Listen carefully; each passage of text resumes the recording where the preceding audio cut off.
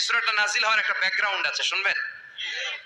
বিষ্ণু ঈসা ইসলামের কাছে যখন ওহী নাজিল হতে শুরু করলো, বিষ্ণু ঈসা ইসলাম ওহীর কথাগুলো পৌঁছে দিতে লাগলেন।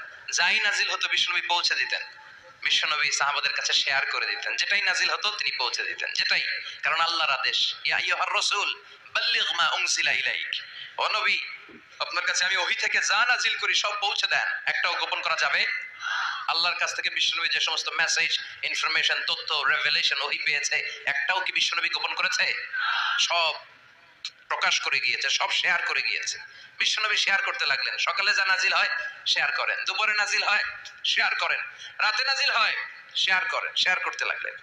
কিন্তু কি অবাক করা কাণ্ড, হঠাৎ করে এই ওহী আসার ধারাবাহিকতা আল্লাহ বন্ধ করে দিলেন। ওহী আর আসে না, আকাশ থেকে নতুন তথ্য আর নামে না। ঘটনা কি? ওহী আসে না কেন? তথ্য আসে না কেন? জিব্রাইল আসে না কেন? কোন বর্ণনায় এসেছে 15 দিন, কোন বর্ণনায় 1 মাস, 3 মাস, এমনকি 6 মাস পর্যন্ত বর্ণনা পাওয়া যায় যে বিশ্বনবীর কাছে 6 মাস ওহী আসে নাই। বিশ্বনবী তো অবাক, ঘটনা কি? ওহী নামে না কেন? আর ওহী না আসলে তো বিশ্বনবী শেয়ার করতে পারে না।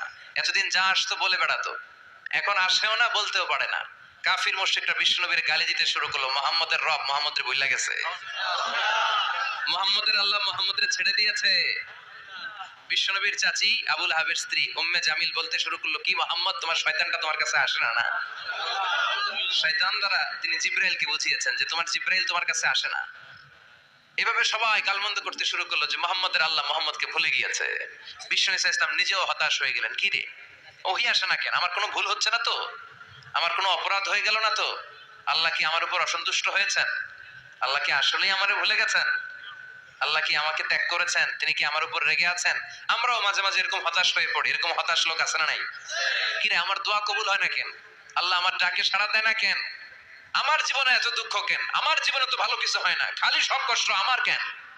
এরকম আছে না নাই? এরকম হতাশদের জন্য এই সূরাটা একটা আলোকবর্তিকা, মোটিভেশনাল সূরা। আলহামদুলিল্লাহ পড়েন।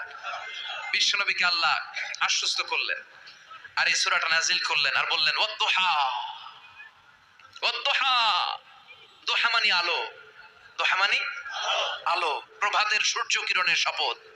Look up, the sunlight, it's a very beautiful day out there.